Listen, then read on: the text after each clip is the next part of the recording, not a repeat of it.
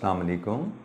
Spring 25 CMA cap 3 पास paper discussion और आज हम अभी देखते हैं क्वेश्चन नंबर 1। क्वेश्चन नंबर 1 जनाब हमारा CVP एनालिसिस के ऊपर 9 नंबर का सवाल। सबसे पहले ऐसा होता है हम रिक्वायरमेंट से क्वेश्चन पढ़ते हैं, ये आपकी आदत बड़ी पक्की होनी चाहिए। Compute the total sales amount at which EIL is expected to break even along with product wise sales quantity. So multi product break even का सवाल, ओवरऑल ब्रेक इवन रेवेन्यू निकालना है जिसका फार्मूला हमारे दिन में फ़ौरन आना चाहिए, fix cost over average CS ratio. यहाँ से जवाब आपका fix cost over average CS ratio से आ गया। इसके बाद इस रेवेन्यू के आप दो हिस्से करेंगे, जो अगर दो प्रोडक्ट है गालबन यहाँ पे ये दो प्रोडक्ट X और Y, तो रेवेन्यू के यहाँ से दो हिस्से करेंगे और उन दोनों हिस्सों को प्राइस से डिवाइड कर देंगे तो हमारे पास यूनिट्स आ जाएंगे दोनों प्रोडक्ट के, जो उसने हमसे यहाँ पे मांगे हैं क्वांटिटी, प्रोडक्ट वाइज क्वांटिटी। ठीक है, तो प्लान हमारे दिन में आ गया, हमें करना क्या है। ये रिक्वायरमेंट इसीलिए पड़ी जाती है कि हमें पता हो हमने क्या करना है, उसके हिसाब से हम फिर अपने क्वेश्चन को पढ़ेंगे और उसमें से वैल्यूज सर्च करेंगे। ठीक है, इसका फार्मूला हमने सोच लिया, fix cost over average CS ratio, और ऑनवर्ड इसको तकसीम करना हमें पता है। तकसीम किया जाता है इस रेवेन्यू को in the ratio of revenue of each product in a box. ठीक है, और प्राइस से डिवाइड करेंगे, क्वांटिटी आ जाएगी। Let's read the question now. ये रिलेटिवली स्ट्रेट फॉरवर्ड क्वेश्चन है और मुझे लगता है कि इसके हम अगर हम बल्कि पहले ही नज़र डाल देते हैं इसमें बच्चों की परफॉर्मेंस रही क्या, मुझे तो लगता है बहुत अच्छी रहनी चाहिए इसमें परफॉर्मेंस, क्योंकि ये एक स्ट्रेट फॉरवर्ड क्वेश्चन मुझे लगता है। मैंने जब इसको रिव्यू किया तो इसकी परफॉर्मेंस हम देख लेते हैं क्या अच्छी बच्चों की। जनाब हम बात करें क्वेश्चन नंबर 1, जी बिल्कुल जी 63%, एवरेज 34 के अगेंस्ट 63%। CVP एनालिसिस में जनरली इतनी अच्छी परफॉर्मेंस होती नहीं, लेकिन एज एक्सपेक्टेड ये इसका आसान सवालों में से एक सवाल आ गया था हमें। ठीक है जी, तो एनीवेज जी हम शुरू करते हैं कहानी। Following information has been extracted from the product wise budget prepared by empire industries limited EIL for the next year. Sales and production volume units में प्रोडक्ट X प्रोडक्ट Y, और ये रुपीज़ पर यूनिट है, rupees per unit, जिसमें price है, cost of production में material है, labour है और फैक्ट्री ओवरहेड है, जिसमें फिक्स्ड और वेरिएबल का ब्रेकअप दे दिया गया है, और ये ग्रॉस प्रॉफिट पर यूनिट दिया गया है। अच्छा जी, आगे चलते हैं एडिशनल इन्फॉर्मेशन। अब आपको पता है हमें फिक्स कॉस्ट का अलहदा करना है, जो कि हम एनुअल फिक्स कॉस्ट बनाएंगे, और वेरिएबल कॉस्ट का अलहदा कंट्रीब्यूशन की कैलकुलेशन में लेके जाना है। तो एक फिक्स कॉस्ट हमारी यहाँ पड़ी हुई है और ये पर यूनिट है, और पर यूनिट को हम बजटेड क्वांटिटी से मल्टीप्लाई करके टोटल फिक्स कॉस्ट बनाते हैं, क्योंकि फिक्स कॉस्ट हमें टोटल चाहिए होती है। ठीक है, sales is made through national distributor who charges the commission of 5% of sales. 5% of sale आ गया तो ये भी वेरिएबल कॉस्ट आ गई, कंट्रीब्यूशन की कैलकुलेशन में चला जाएगा। In addition, an amount of 800,000 per month is paid to the distributor as rent for the warehouse used to store goods. ये फिक्स कॉस्ट आ गई, फिक्स कॉस्ट पे चला जाएगा per month. The cost of transportation goods from the factory to warehouse is borne by EIL and is estimated at rupees ton per unit. ये भी per unit है, ये भी वेरिएबल कॉस्ट में चला गया। All other selling costs are borne by the distributor. Skilled labor is used for the production of product X is paid a fixed salary. Product X की जो स्किल्ड लेबर है उसको फिक्स सैलरी दी जाती है, मतलब उसकी सैलरी वेरिएबल नहीं है, उसकी सैलरी भी फिक्स्ड है। ठीक है, regardless of production level. However, labor of product Y is semi-skilled and is paid based on production level. Labor for product X and Y are paid at rupees 250 and 200 per hour respectively. The total administration expenses are estimated at 600,000 per month. ये admin expenses है, ये भी fixed आ गए। The sale ratio is expected to remain same irrespective of any change in total sales volume. और ये हमें पता है ये assumption हर सूरत में प्रिवेल करती है, ये जुमला अगर ना भी लिखा हो तो ये हर सूरत में assumption प्रिवेल करती है। अच्छा, जैसे मैंने कहा था नहायत ही स्ट्रेट फॉरवर्ड क्वेश्चन है। मैं जैसे इसका फॉर्मेट आपके सामने अगर बनाने की कोशिश करूँ,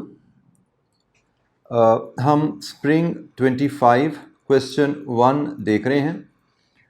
मुझे सबसे पहले जैसे मैंने कहा एक फार्मूला से break even sales revenue rupees में लेके आना है, और उसका फार्मूला मैंने क्या पढ़ा। इसके लिए मुझे एक फिक्स कॉस्ट की फिगर चाहिए, मुझे एवरेज CS रेशियो चाहिए, and then if this is value A,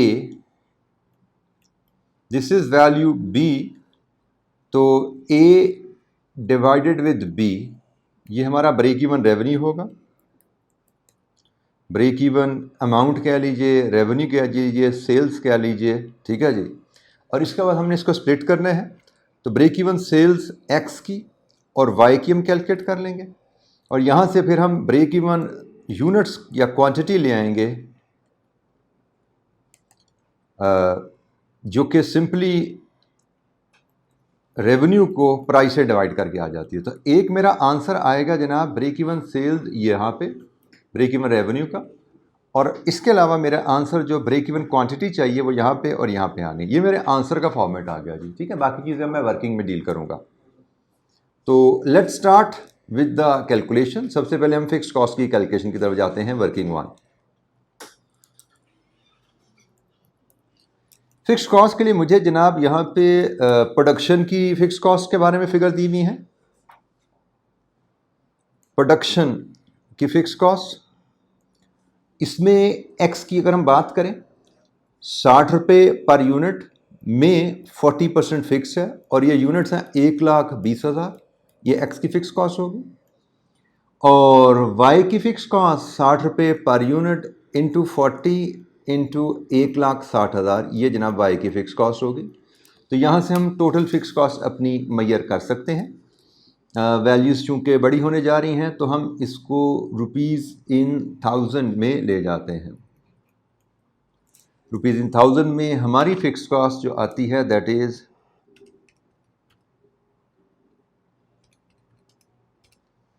6720, ये हमारी फ़िक्स कॉस्ट आ गई प्रोडक्शन की फ़िक्स कॉस्ट के अलावा जो हमें जिक्र किया हुआ है रेंट है जी 8 लाख रुपया। रेंट ऑफ वेयर हाउस जो हमें पे करना है वो है 8 लाख पर मंथ, इंटू 12 कर दो तो ये 9.6 मिलियन, ये जनाब रेंट हो गया। इसके बाद मज़ीद हमें जो फिगर बताई गई है फ़िक्स कॉस्ट के बारे में, वो कहा गया है कि जो प्रोडक्ट एक्स की लेबर है, वो स्किल्ड लेबर जो है प्रोडक्ट एक्स की, वो भी फिक्स्ड है।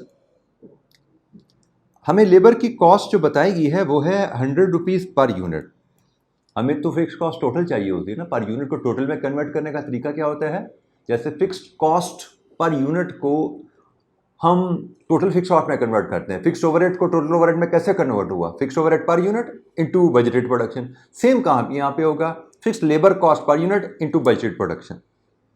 लीजिए जी, ये बजटेड प्रोडक्शन से मल्टीप्लाई किया तो ये हमारी 12 मिलियन स्किल्ड लेबर की फिक्स कॉस्ट आ गई। और आखिरी फिक्स कॉस्ट हमारी यहाँ पे रह गई है नोट नंबर 3 में, एडमिन एक्सपेंसेस।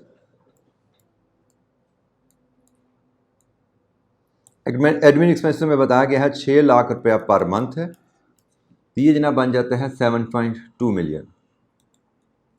लीजिए जी, यहाँ से हमारे पास फिक्स कॉस्ट की फिगर आ गई।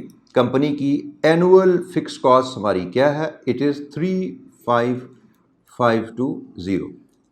तो जिन्हें पहली वर्किंग होगी हमारी fix cost rupees in thousand में 35,520। इसके बाद CS रेशो चाहिए, इसके लिए हम कर लेते हैं वर्किंग 2। CS रेशो हमारा आता है जी contribution of a box, box की कहानी है ना, contribution of a box over revenue of a box. तो इसके लिए हम 2 कॉलम में यहाँ पे वर्किंग बना लेंगे, एक X वर्किंग 2, एक Y। हम यहाँ पे लाते हैं प्राइस पर यूनिट, फिर लाते हैं वेरिएबल कॉस्ट पर यूनिट, यहाँ से मिल जाएगा कंट्रीब्यूशन पर यूनिट, और फिर हमारे पास सेल्स रेशो ऑफ यूनिट्स, ये भी हमारे पास अवेलेबल है, जो कि बॉक्स में हमारे कितने यूनिट्स एक्स और वाई के होने वाले हैं। अच्छा जी, price per unit readily available है, एक्स की 500, वाई की 400। वेरिएबल कॉस्ट की बात करें तो वेरिएबल कॉस्ट कुछ फिगर्स तो सीधी हमारे पास हैं। जैसे मैं अगर पहले एक्स की बात करूं, एक्स की वेरिएबल कॉस्ट 200 रुपये मटीरियल है, लेबर इसकी जनाब फिक्स है, वो तो वेरिएबल नहीं है, उसको छोड़ दिया। और फिर आ जाइए ओवरहेड में ₹60 का 60% ये वेरिएबल है।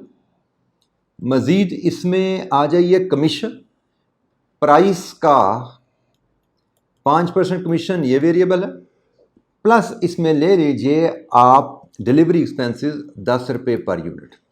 लीजिए जी, ये हमारे पास वेरिएबल कॉस्ट पर यूनिट बन गई एक्स की। और इसी तरह वाई की variable cost per unit calculate करें। मटेरियल कॉस्ट 180, इसमें लेबर भी वेरिएबल है प्लस 90, देन ओवरहेड का 60%, फिर प्राइस का 5% कमीशन और ₹10 पर यूनिट। लीजिए जी, ये हमारी वेरिएबल कॉस्ट पर यूनिट बनती है। एक्स की बनी 271 और वाई की बनी 336। यहाँ से हमारा कंट्रीब्यूशन पर यूनिट आ गया 229 और 64। सेल्स रेशो जनाब हमारे पास 120 160, और इसको हम मज़ीद करें तो 40 से तकसीम कर दें 3 और 4, ये जनाब रेशो बन गई 3:4। ठीक है जी। मैं अगर 120 160 लिख लूँ, 12 16 लिख लूँ, कोई हर्ज नहीं है। मैंने सिंप्लीफाई करके 3:4 लिखी। अब यहाँ से मैं एवरेज सी एस रेशो ले लेता हूँ। Average C S ratio is equal to contribution in a box 3 unit X के, 4 यूनिट वाई के, over revenue of a box 3 unit X के प्लस 4 यूनिट्स वाई के। लीजिए जी, यहाँ से हमें एवरेज सी एस रेशो मिल जाती है। It comes through 30.42%। 30.42% हमारी एवरेज सी एस रेशो आ गई। इसको हम 30.42 लिखें या 0.3042 लिखें, एक ही बात है, 30.42%। और यहाँ से हम ब्रेक इवन सेल ले लेते हैं। ये भी स्टिल रुपीज़ इन थाउजेंड में 116765। ब्रेक इवन सेल्स अमाउंट हमारे पास आ गई। पहला जवाब, it's a straight forward question. इससे बड़े बड़े मुश्किल सवाल हमने क्लासरूम प्रैक्टिस में 5 पेपर्स में देखे हुए हैं, तो ये बहुत ही एक आसान सवाल था और पास रेट से भी चीज़ नज़र आ रही है। अच्छा जी, अब आइए रेशो। जनाब ये रेशो के लिए ना, ये सेल्स की रेशो है भाई। इसको एक अगर आप देखना चाहिए 1500 और ये 1600, 15 और 16 की रेशो समझिए यहाँ पे सेल रेवेन्यू की, रेवेन्यू ना बॉक्स, रेवेन्यू ना बॉक्स 15 और 16 की रेशो है। और वो हमने सीखा हुआ है कि जब हमने इस रेवेन्यू को अब स्प्लिट करना है तो इसी रेशो में स्प्लिट करेंगे। एक्स का रेवेन्यू बनेगा 116765 इंटू 15/31, ये एक्स का रेवेन्यू आ गया, तकसीम एक्स की प्राइस 500 और वाई का रेवेन्यू 116765 इंटू 16/31, 15 जमा 16 यही थी ना रेशो, और तकसीम वाई की प्राइस 400। अच्छा, यहाँ पे भी अब जो हमें यूनिट्स मिलेंगे, ये यूनिट्स इन थाउजेंड मिलेंगे, कि रुपीज़ इन थाउजेंड में है ना ये मेरे। तो ये आपने बेटा डाटा हैंडलिंग में ख्याल रखना है, मेरे यूनिट्स भी इन थाउजेंड आ रहे हैं यहाँ पे। कोई हर्ज नहीं है, या इसको आप कन्वर्ट करके 1000 से मल्टीप्लाई करके यूनिट्स में कन्वर्ट कर दें तो भी कोई हर्ज नहीं है, लेकिन फिर आपको याद रखना है 1000 से मल्टीप्लाई करना है। ठीक है, ये डाटा हैंडलिंग के बारे में आपको बता चुका हूँ। You have to be careful, you have to be careful. तो ये जनाब हमारे यूनिट्स बनते हैं यहाँ पे 116,765 डिवाइड बाई 31 इंटू 15।